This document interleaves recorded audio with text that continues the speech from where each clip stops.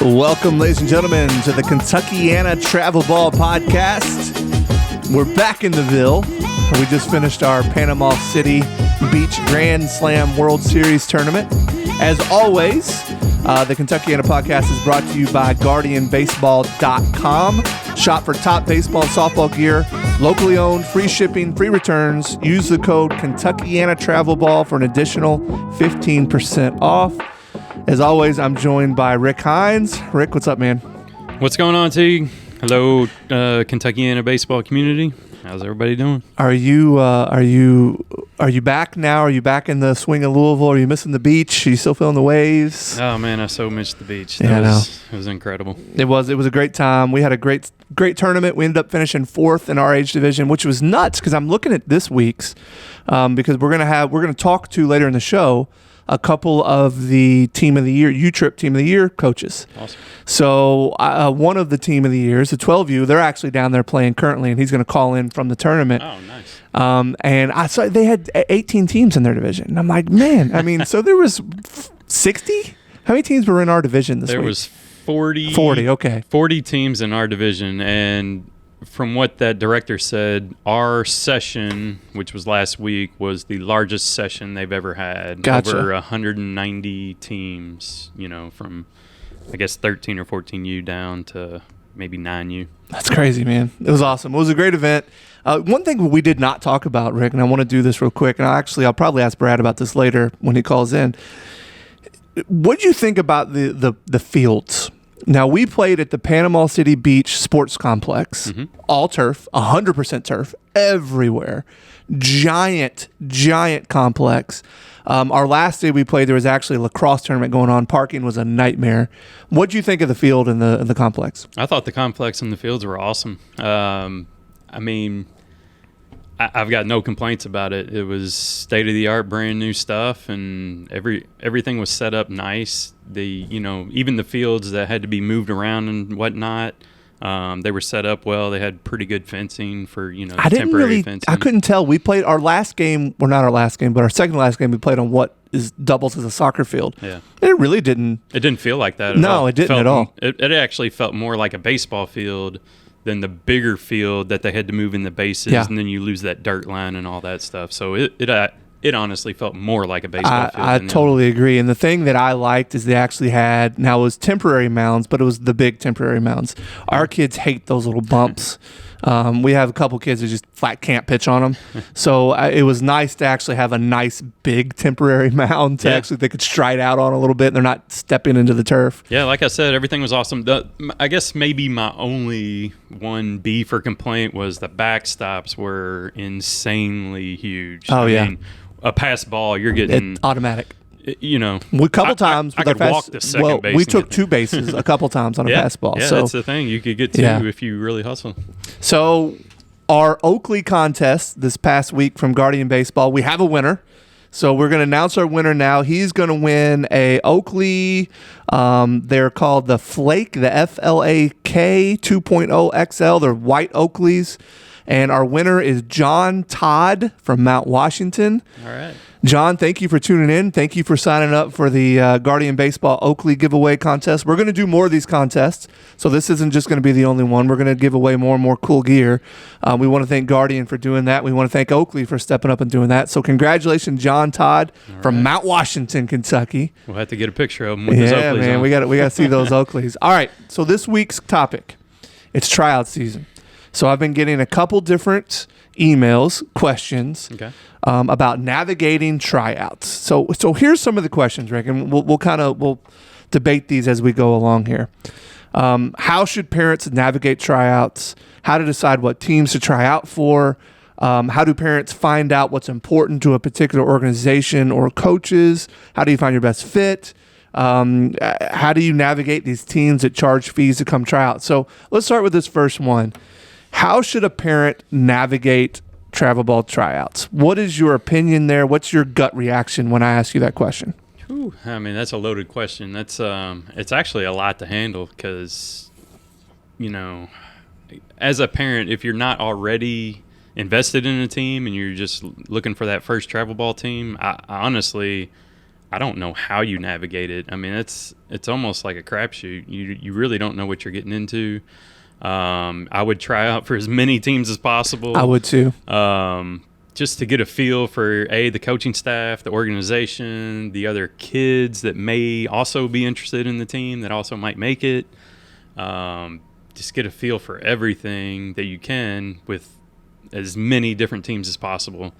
Again, it's tough. There's a lot of choices out there, at least in the Louisville area, and I know in the surrounding areas. There's a lot of teams out there. The other thing would maybe be location. I mean, you know, if I'm living out in LaGrange, I don't know if I want to play for a team out in Bullitt County. Right. You Yeah. know, Sure. That'd be a tough drive 3-4 days a week. So to me, I think the first thing you have to do is be extremely honest with your kid's ability. I think you got to know what you got. So if you have a kid, and sometimes parents are a little bit short-sighted on this. They think their kid's a little bit better. Sometimes parents are harder on their kids than they need to be. So you really need to do an honest assessment of how good your player is. At that point, that kind of will narrow down, in my opinion, who you need to go try out for. So if you have one of your top echelon players, you probably need one of the top echelon teams that have really good coaches that you're going to get some improvement out of. I'm not going to say names, but there was a kid in our age division that's one of the better players in town that was on a team and ended up switching and going to a team that had a little bit of a different, probably a more seasoned coaching staff. And I had a conversation with his parents, and his parents were like, look, he was the best player on the team, and he wasn't improving. He was just getting away with things because he was more athletic, but he wasn't really being taught baseball intricacies. So going to this new team that had a coaching staff that had an ex-professional player, he was really starting to learn some of these intricacies that he has not been taught at this other team. So there's things like that. Now, playing time's a big issue. Cost is a big issue. The team size is a big issue. The organization itself is an issue. The parents that you're going to be surrounding yourself with, because let me tell you something, you're around these parents a lot. All the time. It turns into, you know, a mini family. A mini family. I mean, it absolutely does. Yeah. I mean, and you really got to like the people you're going to be around, because you're going to be around them a lot, especially if you're going to do some traveling. For sure. And then, as you mentioned, Rick, I think practice location is huge, because now, granted, on our particular team, we have some kids that come from Oldham County. We have some kids that come from Spencer County, so we're pulling, and we practice in the Hikes Point. We're pretty centrally located, we are. though. Yeah. And everybody can get to us in about 20 minutes. Yeah. Now, if it's a situation where you got to drive 30, 40 minutes to a practice situation, I don't know. You may want to consider that. That might be a thing to consider. To me, it all comes down to coaches and the coach's mission and vision. What are they teaching? What are they preaching? Is it something that you feel like you and your kids can fit into that particular organization's mindset and model? I think that's really important. Cost is important. I mean, is this something that they fundraise? Right. Do they not? Is it something you can afford to do? For example, or are you going to, you know, Branson and Cooperstown in Florida every year? I mean, that's 3 huge trips, or, you know, what's the total out of pocket look like? Not just the team fees, but, sure, you know, where are we going, and do we need to spend the night every weekend somewhere in a hotel and eat out? Right. I mean, and that stuff all adds up. Yeah. Now, we're going to be doing some interviews with some of the teams of the year here coming up in this podcast. We won't get all of them. We're going to get a few of them in this one. I'll ask this question: what do they think parents should be looking for? And it's tough. I think what you have to do as a parent is you have to have a conversation with the actual coach of the team. That's another thing that you don't want to get wrapped up in. So, for example, Sean Johnson helps run the ELS program, right? We had Sean Johnson on. I don't think you can go have a conversation with Sean Johnson about the 12U team. Right. Because the coach's philosophy might be completely different than what his philosophy is, just because they're kind of under his umbrella. Right. I think you need to, it's same with us. So Zev Bernard runs our Wolves organization, but his coaches within the organization do a little bit differently team by team wise. You really need to sit down and have a conversation with the actual coach of the team. See if your values line with their values, kind of try to get a feel and understanding of how tough of a coach they are. your kid may need it. Now, so I've heard coaches say, hey, we don't yell, we just correct. We don't, we just try to teach, and we don't get on our kids. We don't do anything that's going to be derogatory toward the kids. Let me tell you something. Sometimes your kid needs it. So depending on what that kid is, you need to know how your particular, your child, how they interact with authority, right? So do they need to be yelled at a little bit? Yeah. I mean, I coach a kid in basketball that his parents are like, you have to get on him. He is not going to play until you get into him and yell at him. Then you actually may get something out of him. Until then, he's just going to tune you out. Right. And that's absolutely the case. So you got to know, look, every kid's different. Every coach is different. You got to kind of know what you're getting into and trying to figure out that landscape of what that coach is looking for. The other thing, all right, for us, so we were excited to announce the Wolves are the U-Trip Team of the Year. We won the points race. So we're super excited about it. It was a goal of ours at the beginning of the year. We're proud of this. We are trying to keep our team intact. We have 11 players. Is it possible we would add somebody to tryout? Sure. Is it possible somebody may look for a different opportunity on our team? Sure. We don't know. But for us, we're looking for specific needs. Right. So if you're looking into that 11U, that 12U, that 13-year-old range, and you're trying to find a good established team, you need to have a skill set. You need to go to a coach and be like, look, I have a left-handed pitcher. He's a great pitcher. Here's what his pitching stats. Here's what he did this previous season. Or I have a middle infielder, fantastic right? Glove. Exactly. They can play this spot. Are you looking for a first baseman? Because I have a great first baseman. Figure out what your kid excels at, and then try to find a team that has that particular need. So for us, we could use another arm. We could use another pitcher. And so that's something that we're going to be potentially looking for, not to replace a kid that we have, but to potentially add on. We'll see. Every team could use another pitcher. Well, every team could use another arm. But for us, more than, that's really the thing that we need. We're pretty solid in a lot of positions, infield-wise, outfield-wise, but we could really use another kid that could step in and help us in the pitching rotation. So that may be something that we're looking for.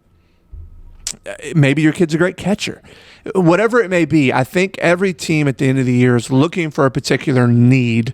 Try to figure out what those teams' need are and see if your kid fits that skill set. Well, especially these established teams and the team, even if you are a very well-rounded team, you might only end up losing one or two. Let's say you lose one or two, and then you really have to add one or two. And depending on who you lost, that opens that void for a specific kind of skill set, like you said. And, maybe we don't need 3 center fielders. Right. We need that first baseman or, that third baseman or somebody capable of playing that position. We play kids at several positions, not to pigeonhole them, but, just certain skill sets that we would look for. I'm glad you brought that up because that's a perfect example for us. So if you have a son and you're coming to the Wolves team that we coach, and we're going to be a 12U team next year, and you're like, I have a center fielder. That's what my kid's going to play. It's what he wants to play in high school. I have a great center fielder. I want you guys to take a look at him. We're probably not going to give him as much of a look because we have a fabulous center fielder. So same with the catcher. We've got a top-end catcher. We're probably, if your kid wants to be the number one catcher on the team, you probably need to look at a different team. But I would love to have a kid who could catch, that could give him relief. Catching's a tough job. We don't necessarily want somebody to catch every single game, every single inning. We need to give them a break. But backup positions. But yeah, if you're coming in as a parent with the mindset, my kid is the number one catcher, that's where they want to play every single moment of the game. Yeah. Well, we don't do that with anybody. We don't, but there may be teams that need that. It's kind of what I'm getting at. Right. Now, if you would want to come play for us and you came to us and say, hey, look, I don't care if my kid plays. My kid can do A, B, and C. Yeah. I think he can help you in this position. He can help you on the mound. He's going to help you hitting. He can run. He can catch. He can play infield. He can play outfield. He can do it all. We want to be part of your organization. That's a kid we're going to be like, all right, we need to give him a look. For sure. As opposed to a parent saying, no, my kid needs to play this position and he needs to be the number one guy at that spot. If you can't take him there, then we want to go somewhere else. Well, that's not a conversation we're going to have very long. Well, I don't think many clubs are going to have that conversation with that parent. Well, I don't know. I mean, seriously, again, there's teams, even in our age division, that need these particular spots. Yeah, if we lost our catcher today, we'd be looking for that catcher. Yeah, we would need an everyday catcher. Right. A kid that we felt like could come in, and man, how important is having a catcher who can throw a kid out. I mean, it's the difference maker, especially at starting. Guys, I'm telling you. So we saw some awesome catchers in Florida. Oh man, and they made a world of a difference. They did, and I tell you, this one little kid we played this team from Alabama, and this kid, he did not have the arm our catcher had, but man, his skill set was unbelievable. He stopped everything, and Rick was talking about those big giant backstops. If the ball got past you, you were toast. He would stop everything, and he came through the ball so well when a guy was stealing. I was so impressed with how if one of our players swung and missed, that catcher was up through the plate and throwing as we were stealing. It was an impressive deal, and having a catcher that can control the game behind the plate is an absolute game changer. So our catcher has a huge arm, has just a cannon. And when he would throw a kid out, it changed the game because the other team would have to consider not stealing. And a lot of times they would stop stealing. And then for us, because of our speed, we're probably taking second. Most of the time we're taking third. It's just a game changer. Yep. So having that catcher, and again, so I regress. I kind of got off on a tangent there. But so again, back to the kind of the whole tryout thing. Rick, talk to me about teams that charge fees to try out. What's your feeling on that? Me personally, I don't understand it. I mean, I guess I understand it from their aspect. It's a moneymaker for them. It's a fundraiser. Yeah, I mean, I honestly, I don't know how they get away with it. You're looking for kids. You're not running a professional major league organization. Maybe I don't know. Maybe for them, it kind of weeds out the people that are more serious versus the people that are just trying out for everybody. Yeah, I think being devil's advocate, that's what it is. Is it make sure you're a serious candidate at that point? Yeah, I mean, I guess what's the normal fee? Like $25, $20, $25. So it's not huge, but if you get 20 kids at a age group tryout, I mean that's some pretty good money. Well, I think it's also a sign. So this is one of the questions I got from one of our listeners. I think if a team is charging for a tryout, that's a sign they may not need any kids. If this team is desperate for a couple players, they're probably not going to charge for tryouts. But if you're good with what you got, and yeah, sure, if Nolan Ryan walks in, you're going to take him. But I would say that's a sign of that's going to be a tough team to make because they're probably pretty set. Yeah, and they probably only get a handful of kids, maybe trying out for one spot or maybe no spots. Right. But I would like that organization to be upfront with me and say, look, we've got 11 kids coming back. We really don't want to take anybody, but we will consider taking somebody if it's the right fit. Just kind of where you stand, and it didn't get anybody's hopes up. But, I think that's kind of an organizational thing, not so much a coach's thing. I've ran into some coaches that have paid tryouts that it's not really their decision. So it's, they would prefer not to do that, but it's something the organization wants to do, and they're kind of under that organization's umbrella, so they have to. So, there's some give and take there. I would think, though, if you see a team that's charging for the tryout, they're probably pretty set, and they're probably looking for something very specific, and maybe try to figure out what that very specific thing is before you go. That would be my suggestion. And then as far as figuring out how you fit with the parents, is there any way to do that? I mean, I don't know how you would even do that in a tryout perspective. At a tryout? I don't think there is. It's tough because, I mean, most of these parents don't hang around and watch the tryout. They either go back to their car or just drop them off for an hour or two and come back. I mean, I don't know how you do that unless you're already in the travel organization for, a year or so, and you've seen the other teams play and you've kind of seen the other parents. Right. In the back of your mind, you're like, oh, man, that team's crazy over there. Right. I don't want any part of that. Or, that team was really nice. They were very respectful, very good sportsmanship. I would consider playing for them if something happened, stuff like that. that's kind of what I would have in the back of my mind. So as you were talking, I had something that your wife actually said in Panama City kind of pop in my head. There was a team that was playing before us, and our guys were kind of standing behind the dugout. And this team was very friendly with our kids. They were asking where we were from, how we were doing, told us good luck. Actually told us good luck kind of in and out. I mean, they were just a very nice group of kids. And I remember your wife saying, man, I'm going to write them an email because that was impressive how cordial these kids were. Well, let me tell you something. When you're looking for a team, and if your kids have been jerks to other kids the entire time, parents probably not going to want to bring their kids over to that atmosphere. So making sure your kids are cordial to other teams and are polite, respect. I mean, that's going to help you kind of in the long run too if you're looking to maybe join that particular organization. Yeah, and we've all seen the memes and stuff on Facebook and the posts. A big one resonated with me that I saw the other day. These college coaches look at how these kids treat their parents, as well as, how well they play on the field. But the big thing is how they treat their parents. If they treat their parents like crap, they're probably going to treat their coaches like crap. So I don't want any part of that. So respect to their coaches and to their parents from these kids are huge. And, my wife pointed it out, and she was right. This team from, I think they were from Texas. I mean, they were respectful to everybody they ran into. Yeah, they really were. Coaches, umpires, parents, other teams. Mm-hmm. I mean, they were very gracious and very nice, and very good sportsmanship. And actually, they had a huge come from behind win, and it was all positive. Yeah, and it was fun to watch, and it was something that we would like to try to model because it was good. They were a good team. Wasn't like they were out there getting their heads kicked in and they're just being nice to everybody about it. No, they were a good team. They just kind of did it the right way. So something to think about too was your coaching there. Now, the last thing I'm going to kind of hit on here. Two big factors too when looking at a team: time commitment and cost. I said cost earlier, but I would say, like in our Wolves organization, Zev will never let cost be a barrier.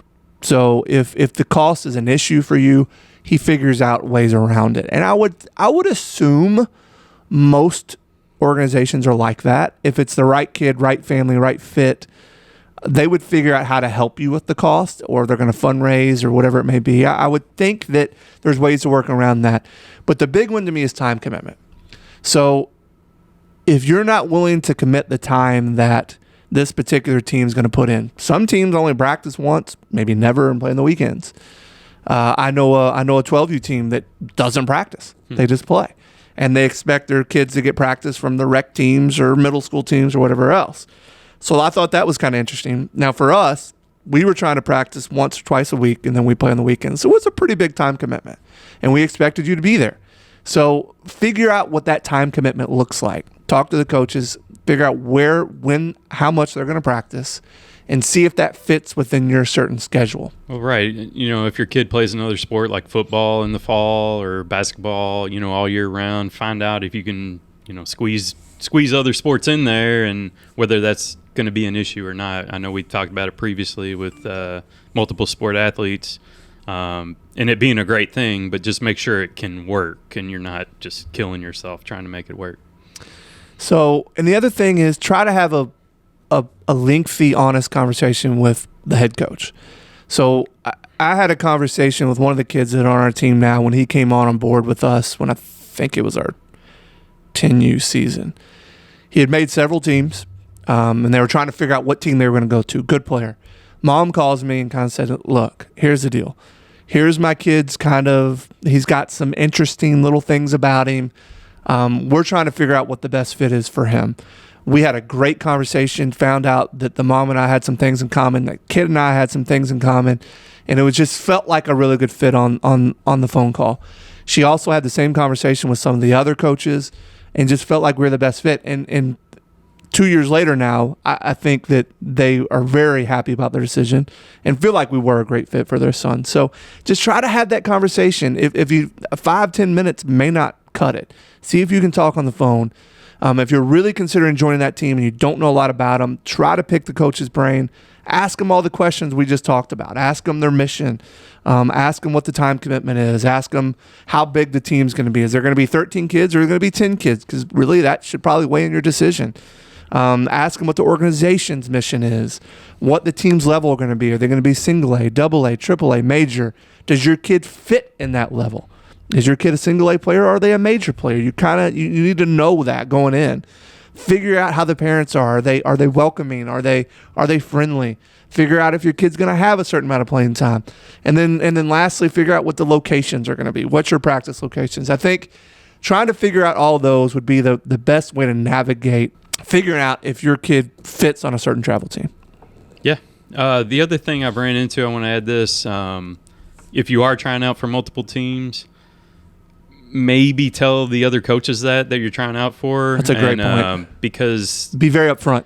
A lot of them, you might be waiting a couple weeks before you try out for that other team, and that other team wants you to commit like right away. Yeah, we ran into that. I mean, it's a tough decision on everybody's, on everybody's plate. The coach from the other team, the guy that wants you to try out for them, and the parents of the kid. Because what if we don't commit to them? They might pick up somebody else, and then maybe we don't make the other team, and then we don't have a team at all. Rick, that's a great point. And I'm going to take that one step further. So this past season, we had a parent that was worried their kid wasn't going to make our team. They wanted to stay with our organization, but was worried they weren't going to make it. So they called me and said, "Hey, look, we just wanted to let you know before you heard it from somebody else. We're going to try out for this team and for this team. Just letting you know. And this is why we're worried that you might find somebody a little bit more talented or whatever it may be." And so I had no issue with that. I had that conversation, and they're very upfront. They're very nice about it. But then we also had kids that went and did it and didn't tell us, and it was kind of a shady thing, kind of behind the back. And I didn't feel real good about. Right. So just be upfront. Be upfront. Communicate. Yeah. Tell them why. Tell them. Hey, look, we're going to go try this, and this is why. And for me, I had no issue with that at all. I appreciated it more than anything, and I think that's a really good thing to do as a parent. Just be upfront about. Just communicate. Just be upfront about it. Yep. No surprises. All right, ladies and gentlemen, thank you for tuning in. Super excited to have on the podcast. I have the coaches from the 8U River City Owls with us, Mr. Todd Warf and Mike Mulhall. What's up, fellas? Hey, how's it going? So you guys are Team of the Year for the 8U division. Now, you guys are AAA, correct? Yes. So tell me a little bit about your season, man. Obviously, I'm seeing some numbers here, 36-5, pretty impressive record. 6 U-Trip wins. That's kind of incredible. Tell me a little bit about your season. Yeah, I mean, it was beyond our expectations for sure. I don't think anyone really goes in expecting to win like that, or at least they shouldn't, especially with 8-year-olds, because you don't know what you're going to get day to day. Right. Because you're dealing with such young kids. But the kids are great. They play hard every day. They make it easy for us, and they've risen to every challenge that we've put in front of them. We put them in some pretty tough tournaments, and they've responded. We just try to do the best we can. We don't preach winning or losing. We have 2 rules on our team. It's to hustle and have fun, and that's really it. Our motto is if we do those 2 things, the scoreboard will take care of itself. And we luckily been on the right side of the scoreboard pretty high, pretty much a lot of the time, which is, like I said earlier, completely unexpected. Now, guys, tell me about your all's baseball background, because obviously with a high level team like this, surely you guys have to have some baseball pedigree. Yeah, well, both of us played college ball.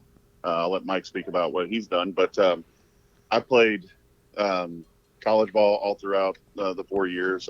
I went to a junior college in Illinois for 2 years, and then went to IUS across the river there in New Albany for the final 2 years. So, I pitched. I was a lefty pitcher all throughout my career. When I got to college, that's all I did. I was just a pitcher, and Mike and I met up over at IUS and hit it off from the beginning. And I've said to this day, he's the best catcher that I've ever thrown to. The guy's got the knowledge of the game that's just unreal. Well, yeah, thanks, Todd. I appreciate that. I played at Kennelsville first, right out of high school. in Kelmsville, Kentucky, in a high school down there. And, was there 3 years, well, 2.5. I redshirted my first year, broken wrist, but then transferred to IUS after my grandfather passed away, and I lived with my grandparents. So I came back home to be with my grandma and help her around the house and stuff. So IUS made it a pretty easy choice. I commuted back and forth from the house. And then from there, went and played independent ball for a year in the Southeast League, down in Louisiana, Georgia, Florida, and Alabama. So, and then from there, I was the bullpen catcher for the Bats for about 12 seasons. So that was pretty awesome experience. Nice. As well. So that's where you learn a ton from playing, and the more you're around it, the more you can absorb. So I was lucky enough to be around it for a lot of years, even after college and everything too, at a high level. So it's been very helpful, in transitioning to the coaching thing too. Yeah, that's awesome. I mean, I knew you guys had some high level baseball pedigree. I didn't realize, Mike, yours was that high. That's pretty awesome, man. But so tell me, I mean, obviously you guys had an awesome season. Who was the best team you guys faced all year long? Let's see. I would probably have different. I'll let Todd. We might have different thoughts on that one. Best team we played. It's hard with 8U because there's a big variable with coaches pitching. But I have to say that best team we played that probably challenged us the most was a team out of Indiana. They beat us twice. We beat them once. Indiana Blaze is the name of the team. Now they won the state tournament, right? Yeah, they won the state tournament in Owensboro. Yes. Gotcha. Yes, that's true. So they're a really good team. They got some good players. So I'd say that was probably our biggest challenge as a team. I mean, we played a ton of good teams, but for me, that's probably the one. So Todd, you can. Yeah, I've got 3 that I probably list in the same category. Okay. So that Indiana Blaze team is really good. There's a team out of Tennessee we played locally, Badgers Baseball Club. They were pretty impressive. And then when we went up to Indianapolis, we played a team called the ZBC Green. What ZBC Green? Yeah. Gotcha. They're like Eagles, I think it was, something like that. Yeah, and they were a pretty solid team, and their coaching staff was pretty good as well. Yeah, so I agree with that too. Hey guys, Rick Hines here. So this is an 8U team. It looks like you guys had basically the same team last year in 7U machine pitch. How did this team evolve? How did this team come about? Where did the name Owls come from? Kind of where did this program start out, and how'd you get to where you are at, currently? Mike, you care if I jump in? Yeah, you go. I was going to let you go ahead and take that. Yes, absolutely. All right. So Mike and I had always we have kids, obviously the same age group. He's got twin boys, and I've got a son. But we'd always talked about doing something, and starting a team or finding a team that they could all play on, because we knew there was something special with at least those 3. So we started talking about it, and the best thing that we could come up with is, well, hey, why not do it on our own? It gives us a chance to do what we love doing and coaching, and it gives us a chance to be around the kids and doing that. Mike has an older son that he was ready to kind of release and let him go on his own and have somebody else coaching. So we started in Oklahoma at the recreational baseball, the Little League, in 2019. So okay. We played there that spring, and we won the league that year. So we got the All-Stars, and we were able to, get this All-Star team, which consists of everybody but 2 players from that All-Star team.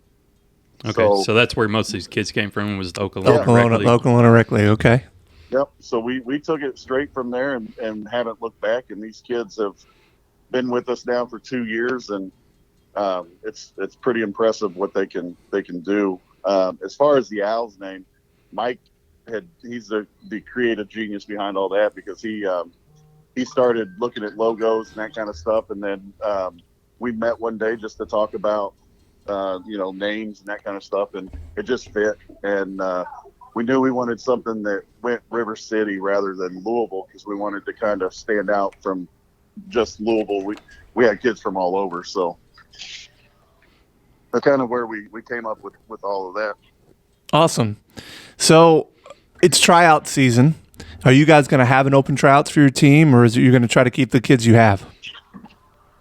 We'll have an open tryout, because there's always, our season just ended on Sunday, and while we love all our kids and all our kids are a part of our team, but you never know what's going to happen until you talk to other parents. They may the kid may not want to play next year, or whatever the case may be. There's a myriad of reasons that a child might not want to play the next season. So we always hold open tryouts.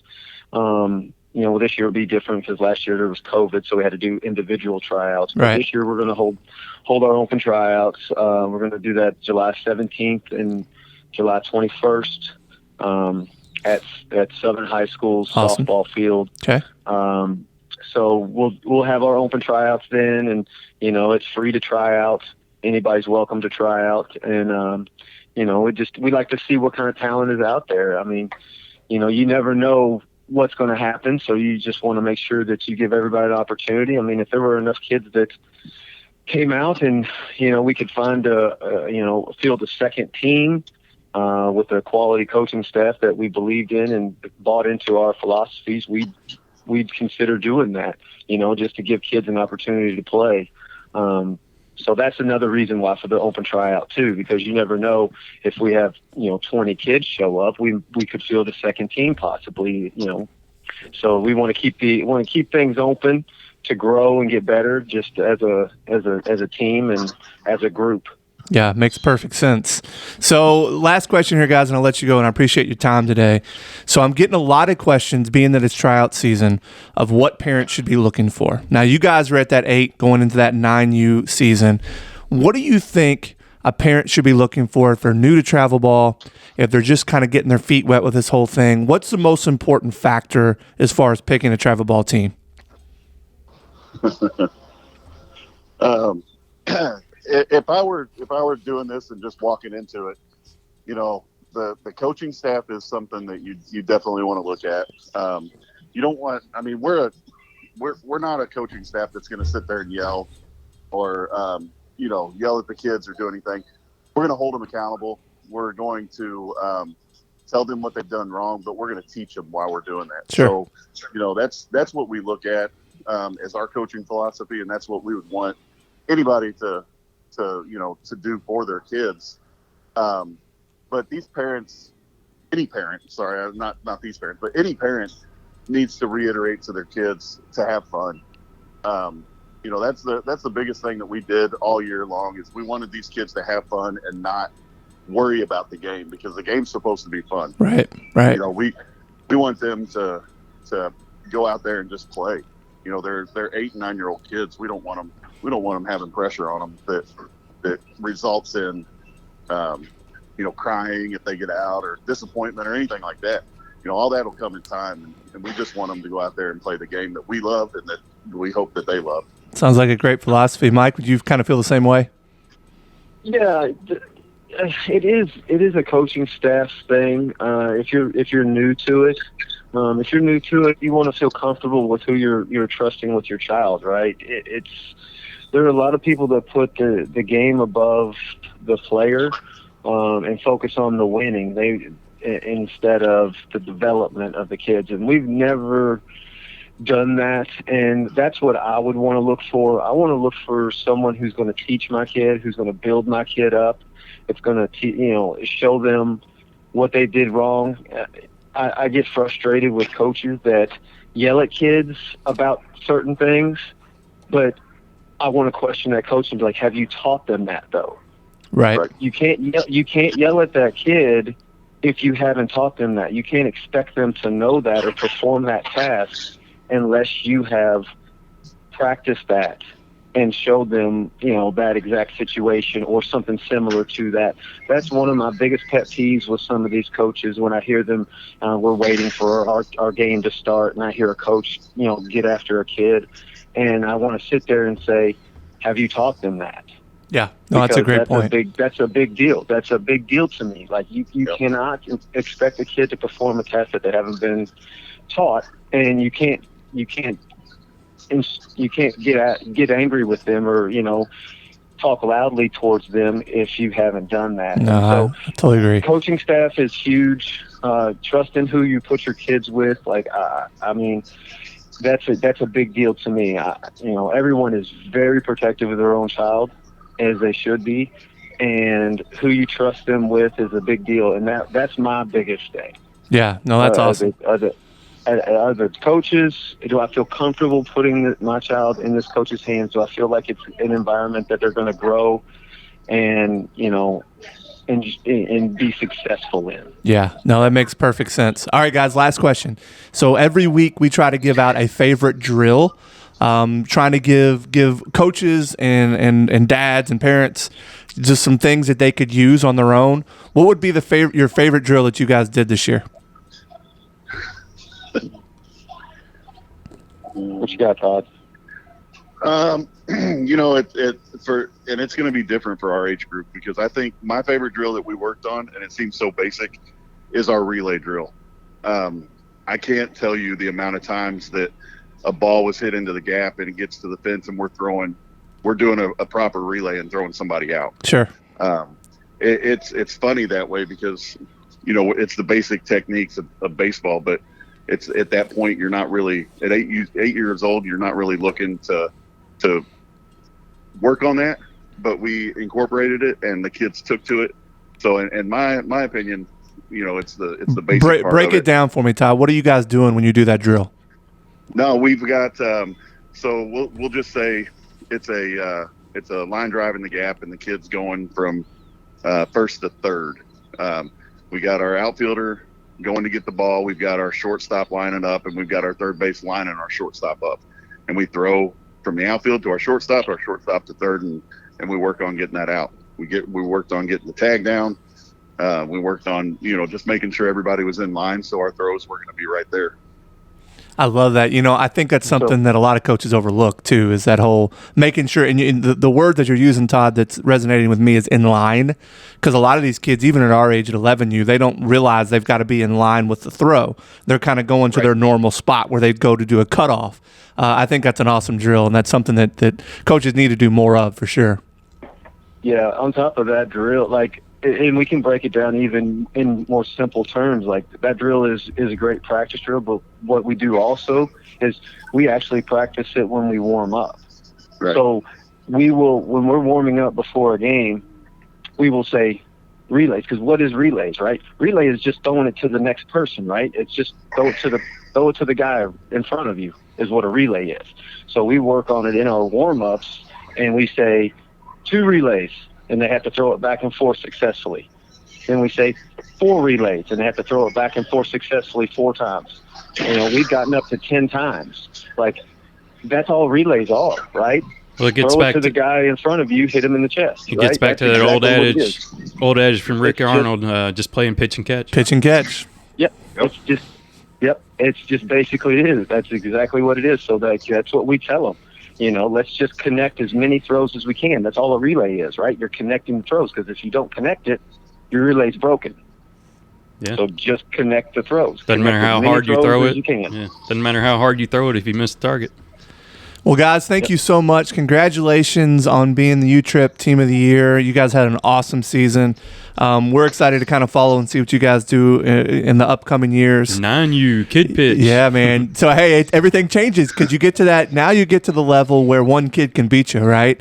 So you guys are at the level right now. You guys have the best team. Now when you get into that kid pitch situation, you got one kid who can strike everybody out and then hit a home run. You can lose to one kid. So it changes a little bit. Yeah, we're pretty lucky. Thank you guys for having us. We actually played a kid pitch tournament this weekend. Oh, fantastic! So we just try to get our feet wet with that. So, Nice. But we appreciate you having us on, and really appreciate it. Anytime you want to give us a ring, we'd be glad to talk. Well, I really appreciate it, guys. You guys were a wealth of knowledge. Good luck in next season, and thank you so much for being here. Thanks, Thank guys. you all very Guys, much. appreciate it. All right, ladies and gentlemen, now on the podcast, I'm very excited to have the Cage King Wild Things head coach, Brad Harp, on with us. Brad, what's up, man? Not much, guys. Appreciate y'all having me. We just finished our skills competition and just brought the team over here today to snowballs. I love it, man. So so you're in Panama City right now playing in the event that we just played in last week. Now, are you guys playing at the Panama City Beach Sports Complex? We are. We're at the sports complex. Awesome. Yeah, 4 and 6 today. Awesome, man. Well, good luck. So congratulations on U-Trip Team of the Year. You guys had 3 U-Trip wins. You guys were 42-16 as far as the U-Trip record. Tell me about your season, man. Why were you guys so successful? I think, the players and even some of the parents were a little frustrated at the first part of the year. We didn't came out and had a couple of second place finishes, and then a few third place finishes, and kind of just told them, you guys you're doing what you're supposed to do. You're putting in the work. Good things are going to happen. You just got to stick with it. And sure enough, I'd say I want to say in our last 25 games we're 21-4. So the kids didn't. They didn't give up. They kept fighting. We play a lot of really good competition. Sure. It's in this 12U AAA division in this area. I mean, you can't lay down. I mean, there's no lay down. Yeah, it's loaded for sure. And the Teams. back end of your season was nuts. I mean, it was crazy. We in that Diamond Kings. You're playing. We start out. We beat the Blue Sox, but I mean, one of the top teams around. Sure. And then we get them again in first game in bracket, and it's not the team that you want to play twice. That's No. for sure. Yeah, for sure. A very good team, Beast Mode and Derby City Baseball Club. I mean, you're just not going to get those gimmies in AAA. That's for sure. Yeah, man. Well, you guys, again, congratulations. Fantastic season. I think you have the best shortstop at 12U. The kid fascinates me. And the other thing, man, is you told me that was just unreal is the amount of home runs. You guys got some power. We've got some power. I want to say out of the 12 kids that we have on our roster, 9 of them have home runs. Oh, that's Wow. incredible. That's wild. How many total home runs did you have this year? Gosh, I don't know. It's got to be near 60. That's nuts. I don't know exactly. I haven't looked at the stats, but we've definitely got some power. But I tell you, I think you and I talked about it last week. It was, we won the Diamond Kings, and we did not win. Normally, we're winning most of these tournaments. We're relying on the long ball, Right. And we did not have to in the last tournament. That's great. Which was good. Everybody's kind of looking at everybody to step up and blow one out of there, and nobody did. But they just kept fighting back, kept hitting, and super proud of them. Well, that's awesome, man. Well, look, championship teams have to figure out different ways to win. So, and that's certainly something you guys were. So, a couple questions here, Brad. As far as talk to me about your organization. So, you guys are part of the Cage King organization, which is Sutton Whiting. Tell me how all that works. Right. So each team basically has their individual name. So not everybody in Cage King is the Wild Things. So, Right. There's a Cage King, Sonics, Ghost Runners, Right. Wild Things. So each one of them is kind of like a minor league team. And then he's going to have his the Kings, team. That is going to be his MLB team, like you would say. So you have your minor league teams. They all work up to, your 14, 16. And then Kings will be his his top level. That's cool. Yeah. Now, so your particular team, you guys had a ton of kids, and I knew you back in kind of the J-Town days. So you took a bunch of strike kids, right? And then obviously supplemented in.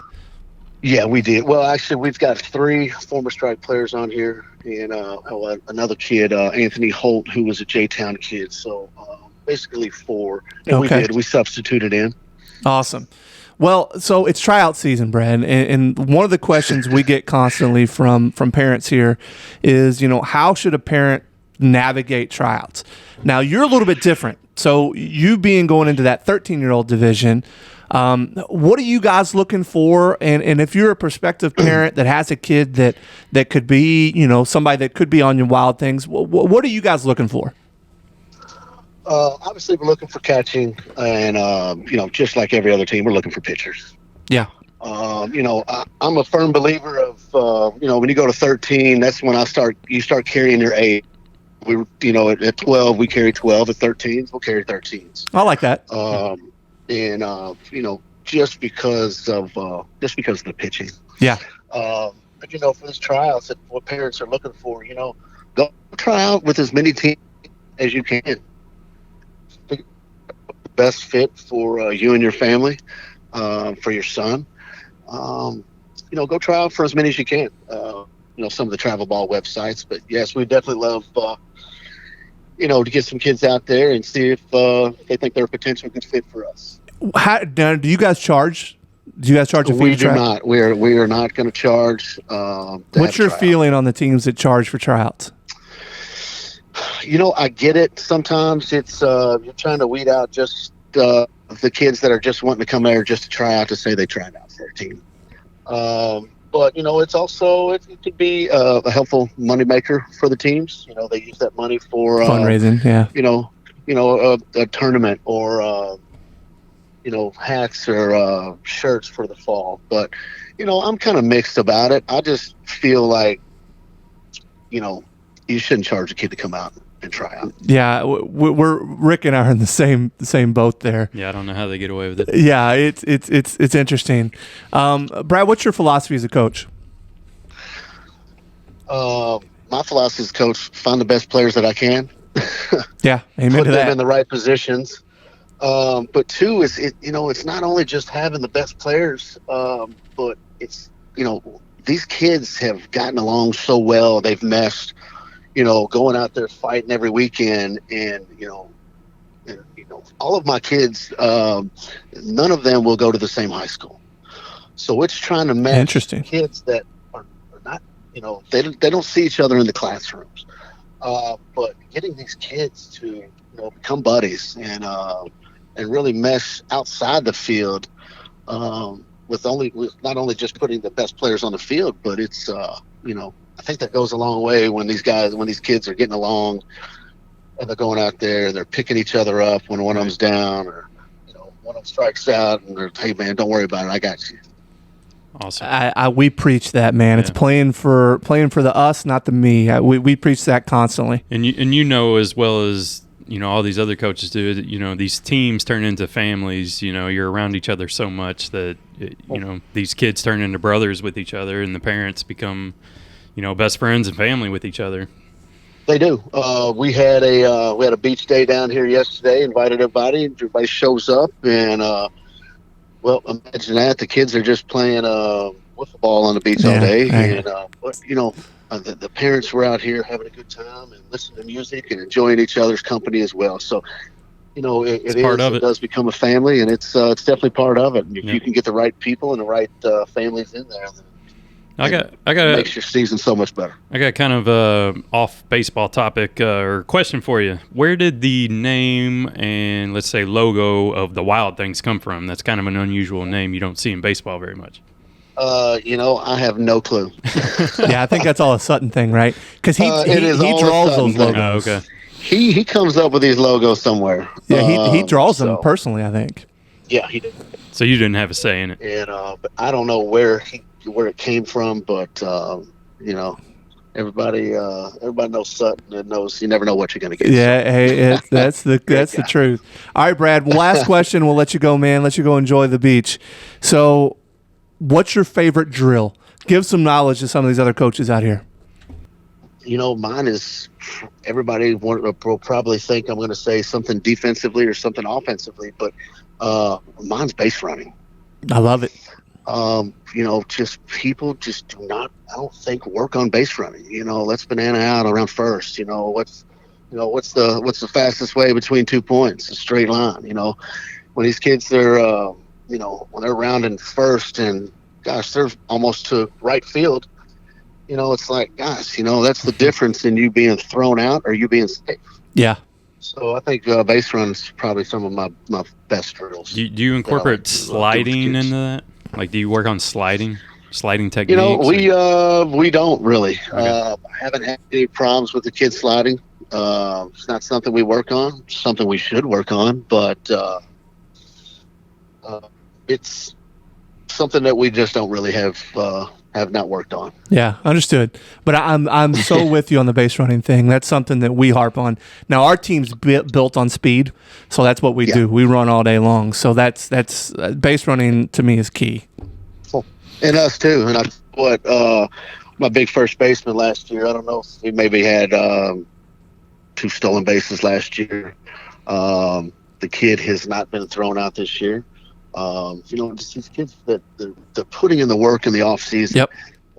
And he is just getting not only faster, he's gotten smarter. Yeah. Right. It's kind of one of those things I always preach. It's the secondary leads. At second, at first, second, third. On a pass ball, guys, you got just trying to get them smarter on the base pass. Secondary leads are big. We do a lot with secondary leads, but like with Luke, just. These guys put in the work. So, I keep telling them, you're putting in the work, you're going to see the results. And obviously we're seeing it this year. So love it, Brad. Well, again, congratulations on being U-Trip Team of the Year. Go win this thing. Well, thank you, man. Go win this thing. Bring this trophy back to Kentucky. Absolutely, buddy. I told them we're going to come down here and have fun is the main thing. But while we're down here, let's win it. Brad, you know what? I'm glad you brought that up. Let me ask you a question. So when we were there this past week, it was a vacation first, baseball second. So our kids, like for you guys are playing at 4 and 6. Now, I know you had your skills thing, but for us, our kids would have been at the pool and the beach all day long. And we were playing teams that didn't allow their kids to do that. What's been your philosophy on that?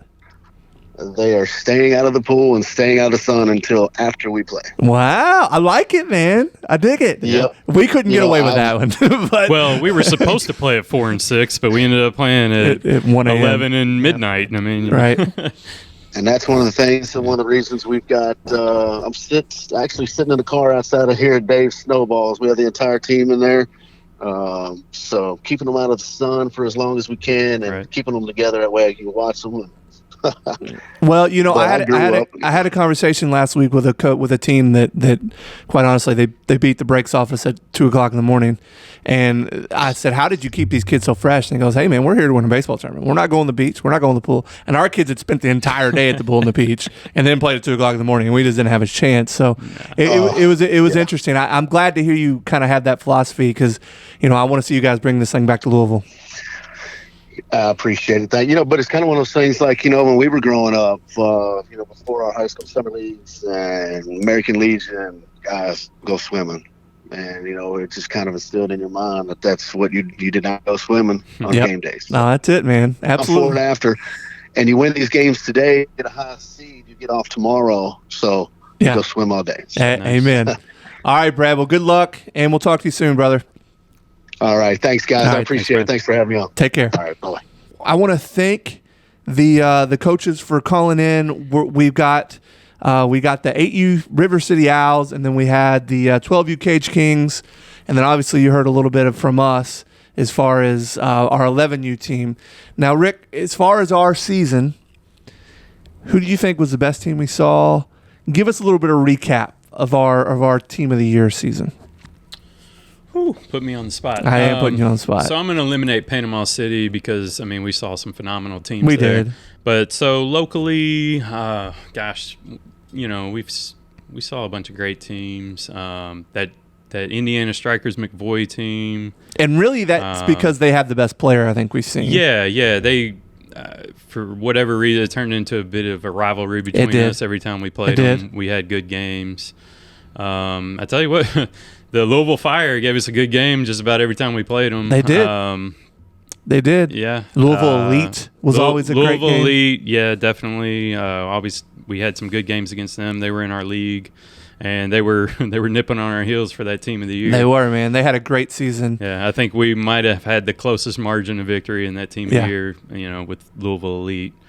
The Southern Indiana Stars is a good team. I think we only ran into them once. Ended up tying them. Yeah, it's a great team. They've got a good team.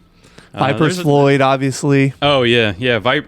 I was just trying to keep it AA, but yeah, the AAA teams. And we played Vipers Floyd. We gave them a game. Played Vipers Floyd. Gave them a pretty good game. That was early in the season.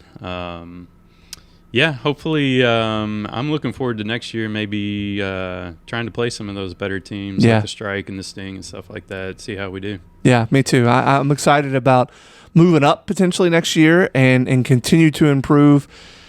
For us, and let me tell you something. So if you're listening to this, and let's say you've got an all-star team of rec kids, right?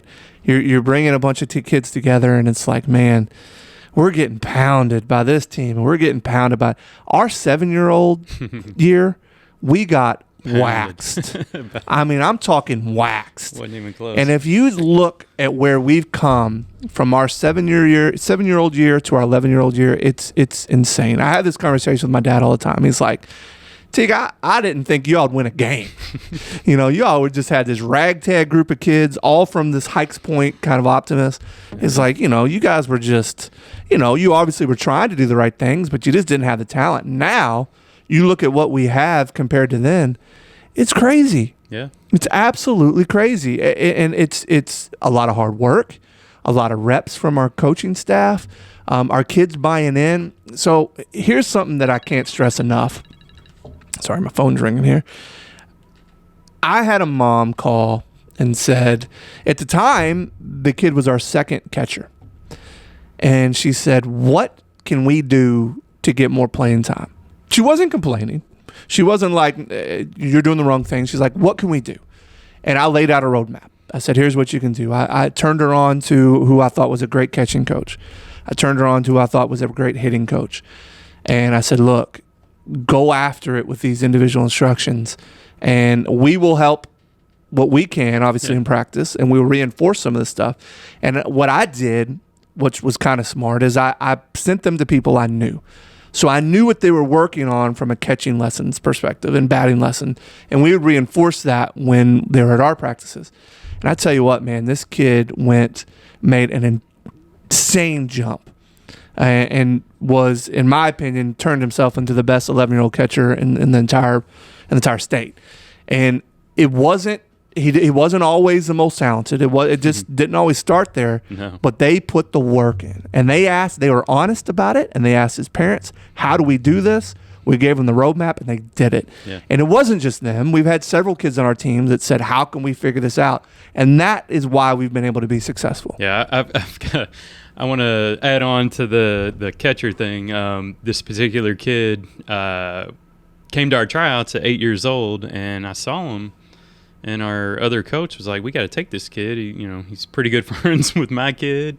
And I was like, do you realize he didn't even know which batter's box to stand in? He didn't know if he was right-handed or left-handed. Right, he didn't. And That's that was true. 3 years ago. Yeah. So, I mean, if you've got a kid who loves baseball, loves the game, wants to get better, he will get better.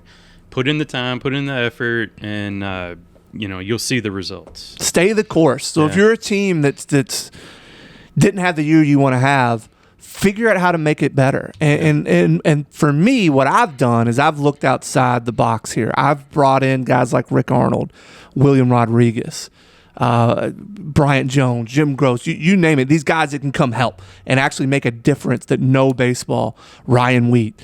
And that's what's made us successful, is we're able to take knowledge from these guys that do it at a high level, at either a high school level or a college level, whatever it may be, and really help our kids become. It wasn't an overnight thing. It's been a long process, and we still have ways to go, but we're going to continue to get better, and we're going to be, by the time it's said and done, I don't care who you are, you don't want to play us. Nope, I don't think so. And it's because of that mentality right there. So I want to thank the coaches that have called in. They've gave us a ton of great knowledge. We want to congratulate, once again, Mr. John Todd, our Oakley winner.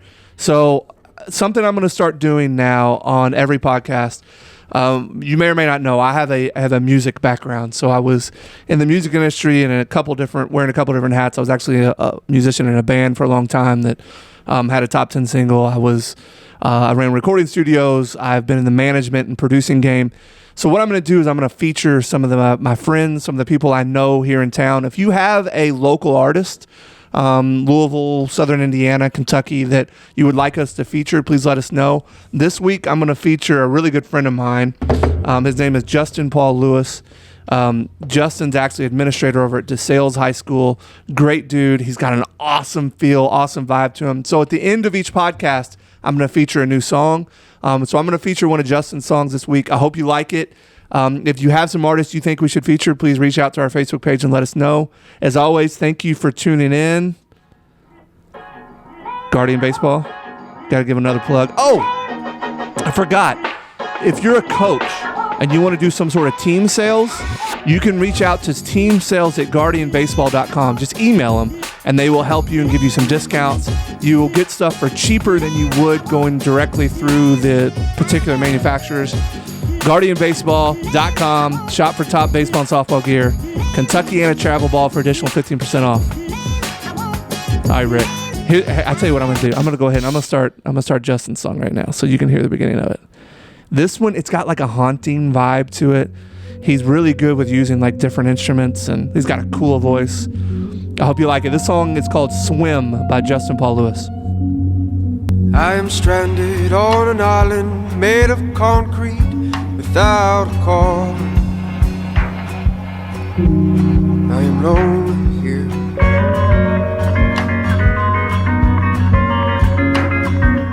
Getting late, fluorescent lights burning brighter than all the stars. And I am lonely here.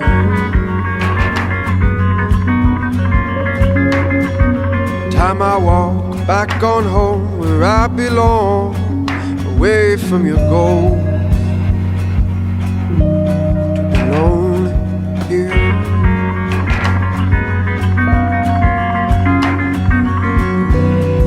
And you won't swim just to stay looking good.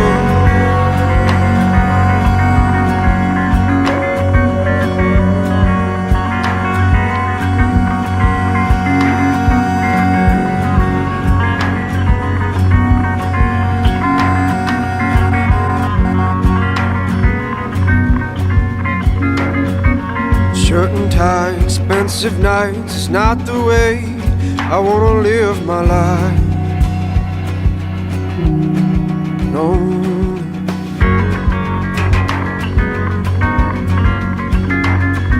I'm scared to say this, but money's gonna break us, tear us down, down.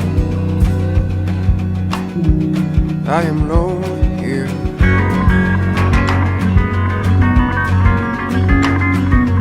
Blonde hair, your makeup stare, it's not even like you really even care.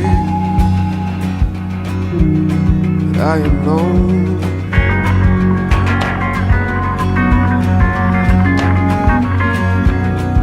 And you won't swim just to stay looking good.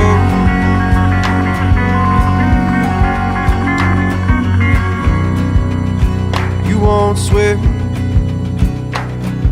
just to stay looking good.